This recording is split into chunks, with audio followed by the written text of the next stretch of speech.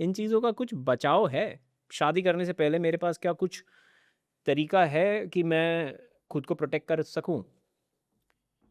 देखो मैं ऐसे सिनेरियो देता हूँ, लेट्स से मेरी अरेंज मैरिज हो रही है या किसी की अरेंज मैरिज हो रही है, तो वो क्या पहले कुछ कर सकता है इन चीज़ों से बचने के लिए? देखो ऐसे कोई लीगल गाइड तो है नहीं, ठीक ठीक है, है। कि आप पहले ही कुछ कर सकें, या कोई there is no such magic wand that will protect you, कि आप कहें कि हाँ मेरी मैरिज में अगर नहीं चलती तो मेरे पर झूठे केसेस नहीं हो सकते। हुँ, ऐसा कोई प्रोटेक्शन तो नहीं है, लेकिन विद एक्सपीरियंस, क्योंकि बहुत सारे लोग हमारे पास आते हैं, हमने हुँ, पूरा स्टडी किया कि क्या सर्कमस्टांसेस थे, तो बहुत सारे इस तरह के रेड फ्लैग्स भी हम कह सकते हैं, और बहुत सारे ऐसी कॉशन होती है हुँ, जो कि एक आदमी ले सकता है, जो कि ये नहीं है कि आपको इम्यून कर देंगे, but you have to be little careful about आप कहाँ, अगर अरेंज मैरिज कर रहे हैं पेरेंट्स, तो बहुत प्रेशर में तो नहीं कर रहे हैं, हुँ, या जहाँ पे भी आप, this is for the guys and girls both, hmm, कि जहाँ पे भी आप शादी कर रहे हैं क्या बैकग्राउंड है, ठीक है, और कोई ऐसा तो नहीं उनके पास्ट में, उनकी फैमिली में बहुत सारे इस तरह के फॉल्स केसेस किए गए हों, या कोई क्रिमिनल बैकग्राउंड रहा हो, हुँ, या फिर साइकोलॉजिकली अगर आप देखें तो बहुत कंट्रोलिंग है हुँ, जो भी आपका स्पाउस है, या बहुत ज़्यादा ऐसे डिमांडिंग है, हुँ, जैसे अभी हमने बात करी कि बियॉन्ड योर मीन्स उनकी डिमांड्स और एस्पिरेशंस हैं, या आपके थॉट्स बिल्कुल ही ऐसे हैं कि आप एक साथ रह ही नहीं सकते, आपकी हैबिट्स कैसे हैं, आपकी ये सारी चीज़ें बहुत इंपॉर्टेंट होती हैं, और हुँ, हम लोगों ने देखा है जहाँ पर ये हुआ कि चलो आज हम मिल रहे हैं, और अगले दिन हमने डिसाइड किया, और हफ्ता 10 दिन 1 महीना में जाके शादी हो गई। मेरे ख्याल से थोड़ा टाइम लेके और इन सब चीज़ों को समझ के, देख के, और फिर डिसाइड करना चाहिए किसी को भी, या किसी के भी पेरेंट्स को, कि क्या ये मैरिज वायबल है कि नहीं है। हुँ, एंड देन दूसरी ये भी बात है कि अगर आज के ज़माने में तो आप प्री मैरिटल काउंसलिंग के लिए भी जा सकते हैं, जहाँ पे आप पहले ही सारी बात कर लीजिए। ओके, अगर लड़का चाहता है कि मैं शादी के बाद मैं I am the only boy in the family, मैं अपने पेरेंट्स के साथ ही रहूँगा, मैं अपने पेरेंट्स को नहीं छोड़ सकता। लड़की कहती है कि भई I am looking at setup where मैं और मेरा हस्बैंड अलग से रहें, मैं अपने इन-लॉज़ के साथ नहीं रह सकती, या मैं बाहर जाके सेटल होना चाहती हूँ। लड़का कहे कि नहीं मैं इंडिया में ही सेटल होना चाहता हूँ। कुछ बेसिक दोनों साइड्स की एक्सपेक्टेशंस होती हैं, जिसके बारे में हम बात ही नहीं करते हैं। हुँ, जनरली जब हम लोग मिलते हैं for for a matrimonial, for the reason of matrimony, तो हुँ, हम लोग बस क्या हॉबीज़ हैं, आप कहाँ रहते हैं, क्या है, समोसे या खाओगे? बस हुँ, सुपरफिशियली बात करते हैं। जो डिफ़िकल्ट टॉक्स होती हैं वो हम करते ही नहीं हैं। हुँ, जो डिफ़िकल्ट सवाल होते हैं, कि किसी के एंगर इश्यूज़ हैं, हुँ। किसी की कुछ ऐसी हैबिट्स हैं जो आपके लिए बिल्कुल ही एक्सेप्टेबल लेकिन नहीं इसका है। कोई एग्रीमेंट वगैरह नहीं बन सकता, अनफॉर्च्युनेटली इंडिया में प्री-नप्टियल जो एग्रीमेंट्स हैं, वो स्टैंडिंग एक्ट है। वैलिड नहीं है, बिल्कुल वैलिड ही नहीं है। वैलिड ही नहीं है। बट क्यों सर ये क्या बात हुई?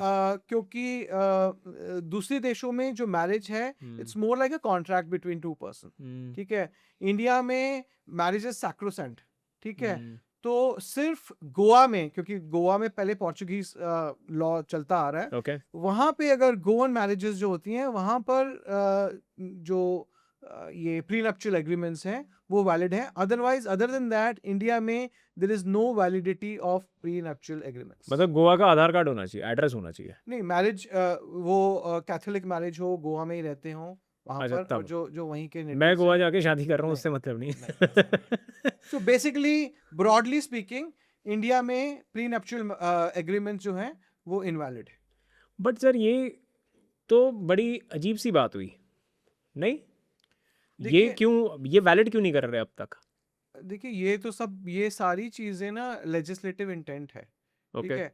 जो भी जब भी बात होती है कि कानूनों को जेंडर न्यूट्रल बनाया जाए, या हुँ, प्रीनप्चुअल नप्चुअल एग्रीमेंट्स लाए जाएँ, हुँ, या फिर हमने ये भी बात करी कि for domestic violence for men, gender neutral domestic violence act hmm. बनाया जाए। ये सारी लेजिस्लेटिव इंटेंट है, ये सारी चीज़ पार्लियामेंट में होगी, ठीक है? वहाँ क्यों नहीं होती? और जब तक हमारी सरकार, जो हमारी गवर्नमेंट है, जो हमारे लॉ मेकर्स हैं, इन इश्यूज़ को बहुत सेंसिटिवली, बहुत ही होलिस्टिकली और नहीं देखेंगे और उनकी विल नहीं होगी इसको एक्चुअली करने की, तो ये बदलाव नहीं एग्री। होगा। बदलाव वैसे भी देखिए एक दिन में तो नहीं होता है, बहुत समय से हम लोग इस बदलाव की मांग कर रहे हैं कि हुँ, ये चेंजेस होने चाहिए। आज ऐसा टाइम आ गया है जहाँ पर देखिए हम लोगों को शुरू से ये सिखाया जाता है कि how you have to protect a woman, hmm, ठीक है? दे ऑलवेज से कि आदमी को बताओ कि औरत को आपको कैसे प्रोटेक्ट करना है, औरत को कैसे रिस्पेक्ट करना है। लेकिन हमें ये नहीं सिखाया गया how to protect yourself from a woman हुँ, when you are victimised.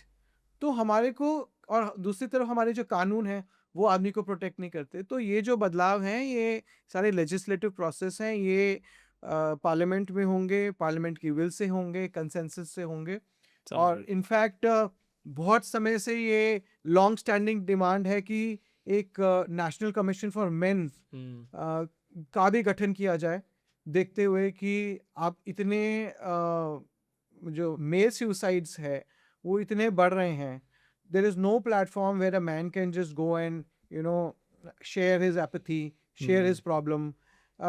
Mail disposability की जो प्रॉब्लम है, आदमी होमलेसनेस इतने हो रही है सर आदमी की। बाहर के जो कंट्रीज़ हैं जहाँ पे ये जेंडर इक्वालिटी है लॉ में, वहाँ पे सुसाइड रेट कैसा है? वहाँ पे 50-50 ही है क्या? दूसरे देशों में भी मेल सुसाइड रेट ज़्यादा है हाँ, फॉर डिफरेंट रीजंस। ओके। लेकिन जो जेंडर न्यूट्रलिटी है वो सिर्फ इसलिए नहीं है कि सुसाइड रेट को एड्रेस किया जाए। हुँ, जेंडर न्यूट्रलिटी इसलिए है कि जिसके साथ गलत हुआ है उसको जस्टिस दिया जाए, समझ गया। जिसने गलत किया उसको पनिश किया जाए। जो आदमी हैं जो जो उनकी क्राइज हैं कि भाई अगर मैं विक्टिम हूँ, मेरे साथ कोई नहीं है, तो उनकी उस क्राइज को, उनकी एपैथी को उनको एड्रेस किया जा सके। गलत जो जिसने किया है, चाहे वो आदमी है चाहे वो औरत है, उसको पनिश किया जा सके। हुँ, हुँ, मेक सेंस। तो आई थिंक सर मेरे को समझ में आया है कि क्योंकि एम्पावरमेंट बहुत ही रीसेंट फिनोमेना बन पाया और एम्पावरमेंट बहुत अभी धीरे-धीरे बढ़ ही रही है। उसके साथ लॉज़ अपने आप ही वो जेंडर न्यूट्रल होते जाएँगे over the period of time. जैसे मैंने आपको बताया कि लॉज जेंडर न्यूट्रल होते जाएंगे, ऐसा नहीं है। ओके। लॉज को अगर जेंडर न्यूट्रल करना है तो they have to be amended in the parliament, hmm, ठीक है? बट वहाँ पे मुद्दा इतना बड़ा बन ही नहीं रहा होगा अभी। इनफैक्ट अब जो नए कानून आ रहे हैं, हुँ, जो अभी 2023 में जो भारतीय न्याय संहिता आई है, हुँ, उसमें सेक्शन 69 हुँ, इंट्रोड्यूस किया गया है। हुँ, वो भी जेंडर न्यूट्रल नहीं है और सेक्शन हुँ, 69 ये कहता है कि यदि एक महिला जाके ये कहती है कि इस व्यक्ति ने के साथ मेरे शारीरिक संबंध हुए क्योंकि इसने मुझे फॉल्स प्रॉमिस ऑफ मैरिज किया, ठीक है? या false promise of job, false promise of promotion, या किसी भी कोई भी बात डिसीट से करी, ठीक है? तो उसको रेप तो नहीं बोला जाएगा, उसको रेप की श्रेणी में नहीं लाया जाएगा, लेकिन उस पे 10 साल की सज़ा है। अच्छा, जी, ये नया कानून है सेक्शन तो रेप 69। में क्या कितनी सज़ा होती है? रेप में जो सज़ा होती है वो 10 साल से लेकर उम्र कैद तक सज़ा है। अच्छा, डिपेंडिंग ऑन क्या, जैसे intensity of it. Position of power में अगर किसी ने की है तो अलग सजा है, अगर किसी पुलिस ऑफिसर में कस्टडी में किसी के साथ की है तो अलग सजा है, ओके, और अगर जो विक्टिम है वो एक बिल्कुल वेजिटेटिव स्टेट में है तो अलग सजा है, विक्टिम की उम्र 16 साल से कम है तो अलग सजा। तो ऐसे ग्रेडेड तरीके से सजा का हुँ, प्रावधान है। सेक्शन 69 जो भारतीय न्याय संहिता का है वो ये कहता है कि ये केसेस जहाँ पर महिला जाके बोलती है मैंने कंसेंट दिया बिकॉज इसने मुझे मैरिज प्रॉमिस करी या जॉब प्रॉमिस करी या प्रमोशन प्रॉमिस करी या डिसीट से मेरा कंसेंट लिया, तो वहाँ पे 10 साल की सज़ा है। माय अब गुडनेस! कोई भी लड़की अपने ऑफिस में अपने बॉस के अगेंस्ट जाके कंप्लेंट करे कि मैंने कंसेंट दिया एक कंसेंशुअल रिलेशनशिप के बाद, क्योंकि इसने मुझे कहा था कि मैं प्रमोशन दूंगा और क्योंकि ये पोजीशन ऑफ पावर में था, इसलिए मैंने उस अपनी सिचुएशन के हिसाब से मैंने कंसेंट दे दिया और इसने मेरे साथ डिसीट किया है, 10 साल की सजा है। The man hmm, will be behind bars. तो आप कह रहे हैं कि कानून धीरे-धीरे जेंडर न्यूट्रल होंगे? कानून जो आ रहे हैं वो और भी ज़्यादा कड़े आ रहे हैं क्योंकि कोई इस बात को समझ ही नहीं रहा है कि एक आदमी भी विक्टिम हो सकता है और एक औरत भी परपेट्रेटर हो सकती है और हम ये समझ ही नहीं रहे हैं कि एक औरत एक आदमी के साथ to satisfy her vengeance, to settle scores, to get settlement और एक्सटॉर्ट द पर्सन, एक झूठा केस भी कर सकती है।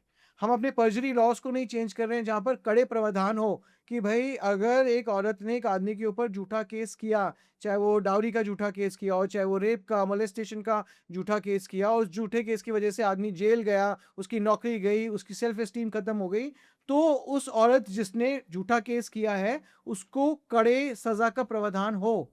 ऐसा कुछ नहीं है। मेक सेंस, समझ गया sir. How how do you see this कि अगर लेट्स से लड़के ने एक्चुअली कुछ गलती कर दी, फिर झूठे केस लगा दिए, झूठे केस तो लगा दिए, बट गलती कहीं ना कहीं लड़के की थी। देखो लड़के ने चीट कर दिया अपनी वाइफ पे, वाइफ ने कहा यार ये क्या करा तूने, और उसने बोला अब मैं तेरे से, चल भाई अब ये झूठे केस लगा के तेरे से मैं पैसे तो लूंगी। सो बेसिकली आप ये कह रहे हैं कि जो हस्बैंड है वो अडल्ट्री में है, चीट कर रहा है हाँ अपनी वाइफ कुछ से, भी कर लिया उसने। ठीक है, वाइफ से चीट कर रहा है, हाँ अडल्ट्री में है। हाँ तो हमारे पास एक पूरा फ्रेमवर्क ऑफ लॉ है, ओके ठीक है, that protects a woman, wherein वो डिवोर्स के लिए अडल्ट्री के ग्राउंड्स पे डिवोर्स ले सकती है। अगर वो उसके पास कोई नौकरी नहीं है तो मेंटेनेंस ले सकती है, एलिमनी का प्रावधान है। ये सारे जो रिकोर्सेज हैं ये एक हस्बैंड को एक हस्बैंड के अगेंस्ट वाइफ के पास है। हालांकि अडल्ट्री को डिक्रिमिनलाइज कर दिया है सुप्रीम कोर्ट ने, और ये कहा है कि adultery is not a criminal offence any more, adultery is only a ground for divorce, ठीक है। प्रॉब्लम ये है कि अगर हस्बैंड कोर्ट में जाए और कहे कि मेरी वाइफ अडल्ट्रस रिलेशनशिप में है, तो वाइफ जो है वो उल्टे केस उसको बहुत कर सकते दसियों तरह के उल्टे समझ केसेस गया कर सकती है। हैं। समझ गया, मेक ऐसे बहुत सेंस। से केसेस हैं। मेरे पास एक गुड़गांव से एक बंदा आया था, and very well placed in a bank at a very high position, और उसको उसकी वाइफ भी बहुत अच्छे, वेरी वेल प्लेस्ड, एंड उसकी वाइफ बहुत ज़्यादा ट्रैवल करती थी अपने वर्क के लिए। तो उसको एक बारी शक हुआ, तो उसने किसी डिटेक्टिव से इन्वेस्टिगेशन कराई, एंड पता लगा that she was involved with somebody else and she was in relationship. उसने जैसे ही कन्फ्रंट किया तो वाइफ ने कहा, see this is the life that I am going to live, ये मेरी लाइफ है, मैं इसी के साथ रहूंगी, ऐसा ही है। अगर आप इसको एक्सेप्ट कर सकते हो तो एक्सेप्ट कर लो, और अगर आप नहीं एक्सेप्ट कर सकते तो बच्चा से तो आपका एक्सेस खत्म हो ही जाएगा, and you will have to face the worth, and you will have to fight all these cases that I am going to file against you. आज भी because of the fact that उसको अपने बच्चे के साथ बहुत लगाव है, वो अपने बच्चे से अलग नहीं हो सकता, आज भी वो उस रिलेशनशिप में रह रहा है। He did not even come out and tell his relatives also कि ये सिचुएशन है मेरे घर में। But he reached out to you कि इसमें कुछ हो सकता है ही क्या, reached out to me, and you said कुछ नहीं हो सकता। तो I gave him the real picture कि भाई जिस दिन आप एडल्ट्री में जाएंगे, these are the things which are coming coming your way. which can be on the way, coming on the way. These are the repercussions. Now you decide whether you want to have this legal battle, and see the again, ये exit कैसे लेना है ये तो एक individual का decision होता है। आप उनको रास्ता दिखा सकते हैं कि ये ऑप्शंस हैं आपके पास में। समझ गया। क्योंकि हमारे कंट्री में एक और भी इशू है कि जब भी एक वाइफ और हस्बैंड दे पार्ट वेज, वो डिसाइड करते हैं कि हम अलग हो रहे हैं, सेपरेट हो रहे हैं, ज्यादातर केसेस में जो बच्चे की कस्टडी है वो माँ के पास चली जाती है। ज्यादातर केसेस में ये देखा जाता है कि सडनली फादर जो है बच्चे की लाइफ से एलिमिनेट कर दिया जाता है, राइट। और बच्चा, ये नहीं देखा जाता कोर्ट में एक मैच शुरू हो जाता है वाइफ और हस्बैंड के बीच में कि बच्चा मेरे पास रहेगा, बच्चा मेरे पास रहेगा। ये नहीं देखा जाता कि बच्चे के लिए जो उसका पूरा पर्सोना है वो आधा उसकी माँ है और आधा उसका फादर है। बच्चा चाहता है कि दो लोग जो मुझे इस दुनिया में लेकर आए हैं, मेरे पास दोनों लोगों का एक्सेस होना चाहिए। जस्ट बिकॉज वो आपस में नहीं रह पा रहे, मैं क्यों सफर करूं। लेकिन हमारी किताबों में तो लिखा हुआ है कि कि बच्चे की क्या best interest of the child देखा जाएगा, लेकिन प्रैक्टिस में ऐसा है नहीं। दूसरी कंट्रीज में क्या होता है कि शेयर्ड पेरेंटिंग के लॉज हैं। जैसे ही हस्बैंड एंड वाइफ डिसाइड करते हैं कि हम अलग रहेंगे, ये एक पूरा उनका एक लॉ है जहाँ पे शेयर्ड पेरेंटिंग के प्रोग्राम्स हैं कि बच्चा इतना समय माँ के साथ बिता पाएगा, इतना समय फादर के साथ बिता पाएगा, अगर वो हॉलिडे पे जा रहे हैं तो इतना टाइम उसके साथ, मतलब बच्चे को जब तक वो 18 साल का नहीं हो जाता दोनों अपने पेरेंट्स का एक्सेस रहता है। लेकिन इंडिया में क्या होता है कि जो बच्चे का एक्सेस है फादर के लिए वो सडनली खत्म हो जाता है, बच्चे को एलिनेट कर दिया जाता है। वो एक अलग फाइट शुरू हो जाती है बच्चे की कस्टडी की, बच्चे की विजिटेशन की, और बच्चे को यूज किया जाता है डिवोर्स केसेस में as a pawn, as a tool to put pressure on the other side. जो भी कस्टोडियल पेरेंट है वो नॉन कस्टोडियल पेरेंट के ऊपर प्रेशर डालने के लिए बच्चे का इस्तेमाल करता है। यहाँ तक कि अभी हमने रिसेंटली देखा है कि जो बहुत सारी महिलाएं बच्चों को इस्तेमाल करके बच्चों के बाप के ऊपर पॉक्सो का केस लगवा रही हैं। बच्चों ने फादर के ऊपर पॉक्सो का केस डाल रखा है in the matrimonial dispute just to win over the husband in the entire gamut. Wow, Yeah. Crazy sir. What about coming to the, मेरे को लगता है अब मेन एज विक्टिम पे भी बात करते हैं कि ये तो हो गया कि जहाँ पे एक्सटॉर्शन हो रही है, मतलब विक्टिम तो यहाँ पे भी बन नहीं रहा है, लेकिन जहाँ पे मेन के साथ कुछ हो जाए और उसको सीरियसली नहीं लिया जाता, वो कौन कौन से केसेस होते हैं? जैसे मेन रेप कुछ नहीं कंसिडर करा जाता, लोग भी नहीं कंसिडर करते। अभी मैं बताता हूँ, अभी एक न्यूज़ आई थी, चंडीगढ़ में हुआ था, कुछ गाड़ी में किसी का केस हुआ था कि एक लड़के को 3 लड़कियों ने क्लब से निकले होंगे रेप कर दिया। तो उसका कमेंट सेक्शन में हंस रहे थे लोग, इसको रेप थोड़ी बोलते हैं ये, इस मतलब ऐसे सब कमेंट्स हैं, और बहुत मतलब it became a joke. It became a joke because pain of a man is a joke in the times of the day. आज आदमी अगर बाहर निकल के बोले कि मेरी वाइफ मुझे मारती है, या आदमी बाहर जाके बोले कि अपने फ्रेंड्स के साथ अपने सर्कल में शेयर करे कि मेरे साथ डोमेस्टिक वायलेंस हो रहा है, तो लोग उसका मजाक उड़ाते हैं। हाँ। लोग हंसते हैं कि हम्म, तू अपनी मैरिज नहीं संभाल पाया, तू क्या संभालेगा, you are not a man enough. Hmm, ठीक है, मैन अप। मर्द को दर्द नहीं होता, कैसा मर्द है तू। तो हमारी सोसाइटी ने, वही मैं आपको बता रहा हूँ कि हमारे को एक झूठ बेचा गया है जिसमें ये कहा गया है कि आदमी को तो दर्द हो ही नहीं सकता, आदमी कभी विक्टिम हो ही नहीं सकता, और आदमी के दर्द को मजाक बना के ही प्रेजेंट किया क्योंकि गया है। हिस्ट्री ऐसी थी ना, हिस्ट्री भी ऐसी थी ना, मर्द को एक्चुअली दर्द वर्द क्या, मतलब मर्द के लिए, मर्द औरत को अपने हिसाब से यूज कर सकता था, नो सी, मैं हिस्ट्री आपको में तो बताता ऐसी था। नहीं, मैं आपको बताता हूँ हमारे it is just very recently that it has. हमारी सोसाइटी में क्या है। बच्चा अगर पैदा होता है लड़का, ठीक है, I am talking about the boys, हम शुरू से इतनी रिस्पॉन्सिबिलिटी डाल देते हैं कि घर की जिम्मेदारी तेरी होगी, ठीक है, पेरेंट्स बूढ़े हो जाएंगे तू संभालेगा, तुझे स्कूल में अच्छा परफॉर्म करना है, बिकॉज तू अच्छा परफॉर्म करेगा तो then you will earn well, you will earn well तो तू एक अच्छे घर में तेरी शादी हो पाएगी, एक अच्छा पे तेरा घर होगा। तो आप देखिए कि हम कितनी सारी रिस्पॉन्सिबिलिटीज के ऊपर आदमी पे डाल रहे हो, आदमी को डाल रहे हो right from the beginning. But आप औरतों पे उसके भी डाली जाती है सर, नहीं, औरतों के ऊपर ये डाला जाता है कि अलग तरीके की होती है वो। और नहीं, औरतों का बेसिकली हम लोगों ने मैरिज को इंडिया में बहुत ज्यादा ओवररेट करके रखते हैं कि एक लाइफ गोल बना देते हैं, ठीक है, आदमी के लिए भी और औरत के लिए भी, ठीक है, कि अगर आप जो भी आप अपनी लाइफ में कर रहे हैं, आप पढ़ाई कर रहे हैं, बिजनेस कर रहे हैं, नौकरी कर रहे हैं, ultimately your marriage should be a successful marriage. अगर आपकी शादी सक्सेसफुल नहीं है तो आप चाहे कितने भी सक्सेसफुल आदमी हो, खराब ठीक हो है, गए। सोसाइटी आपको ऐसे देखती है that you are not complete in your life. वो हमेशा Okay. आपको ये प्रेशर रहेगा कि why don't you go and settle, why don't you go and settle.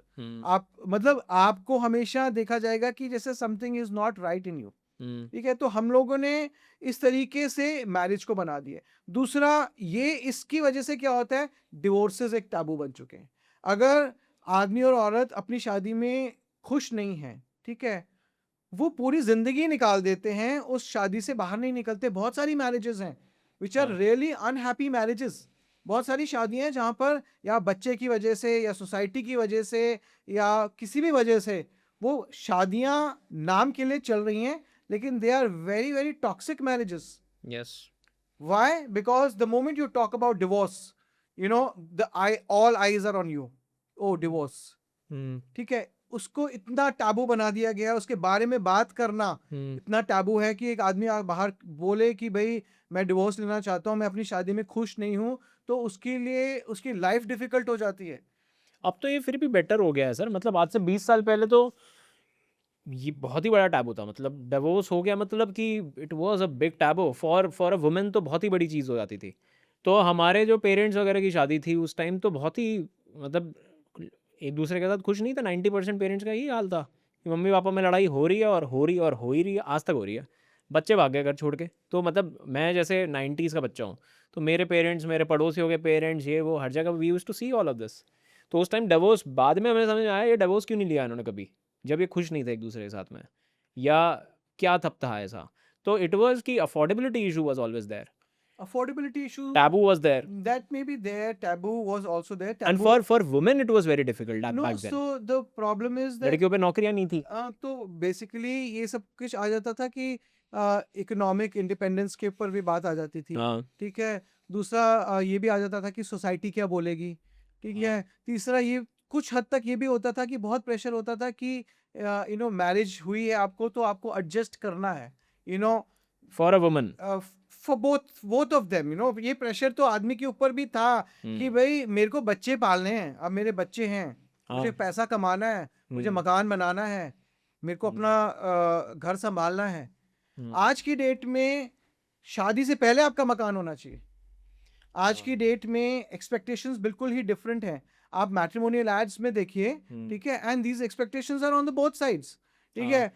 एक लड़के से पहले एक्सपेक्ट किया जाता है कि जो भी उम्र में वो शादी कर रहा है उसके पास अपना मकान हो, बैंक बैलेंस हो अलग से, उसके पास अच्छी गाड़ी हो, वेल टू डू हो, सैलरी अच्छी हो, पैकेज अच्छा हाउस हो। हो, पैकेज अच्छा हो। ये सारी एक्सपेक्टेशंस लड़के के साथ भी होती हैं, हाँ and to live up to that expectations फिर then there are expectations on both sides in the marriage.